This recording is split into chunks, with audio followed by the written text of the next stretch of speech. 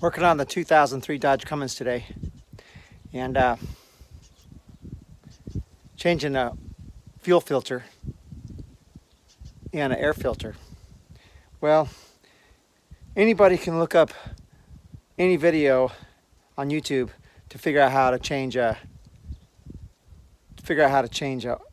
fuel filter on a pickup.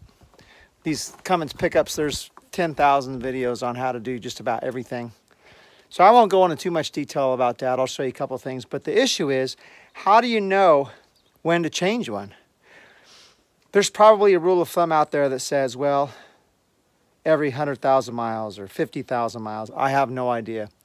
You should change it periodically. In my case, I needed a fuel filter change. Well, how do I know? On heavy acceleration, especially at high speed, it cuts out. Works just fine at low speed, easy going. Give it some throttle, works fine. But as soon as you ramp up the performance, it cuts out. High RPMs, heavy fuel load, it cuts out. So like you hit 75 miles an hour with your foot in it, it starts to cut out. Or with a full load, trying to get up the hills, pulling a trailer. High RPMs, it cuts out. And that's how you know. Pretty typical symptom with most fuel filters, even some of these gas cars. Anyway, let me show you what I'm doing here. The fuel filter is located right here. I already took the filter out. There it is. There's just simply a top that comes off. It's real easy to take off. This is the top here. That's the top. And always have yourself a little rag handy. This is what the top looks like. You could put a socket on there. It's a big old socket. It's 1 1/8. I don't know. It's bigger than 1 inch. I didn't have a socket, so I used a crescent wrench and I just took it off. This is the old filter, and you can see it looks a little rough. But it goes down in here like this, and it goes in these clips. To pull it out is a bit of a hassle, and I actually broke this one right here with the screwdriver, so be careful prying this thing out. And make sure you put a new O-ring on there. Here's the old O-ring.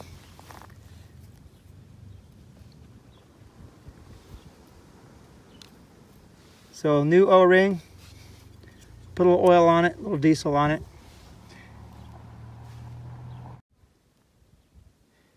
So the filter on the left is the old filter. One on the right is the new one. You can see the difference.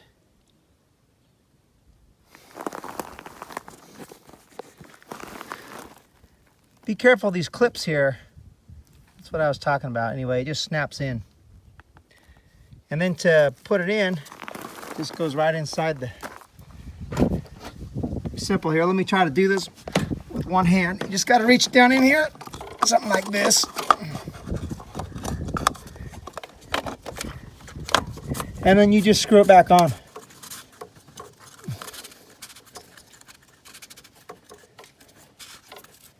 Like that. And then I'll use the crescent wrench here to tighten that up. Something like that. I'll finish that up here in a minute.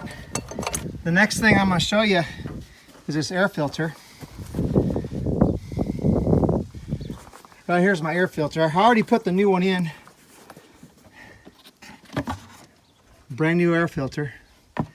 It's got 3 of these clips right here. These guys, there's 1, 2, and a third one over here. Right there.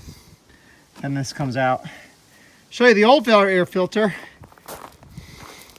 Somehow, the old air filter got distorted. This part right here goes into the air tube. Just kind of sucked it into the air tube somehow. It's pretty beat up. Changing your filters is so simple. Don't pay somebody to do it for you. Cost you 30 bucks for a couple filters or something. This here is the common fuel rail. Right now it's pressurized with fuel. Cool part about the common rail diesel injection fuel system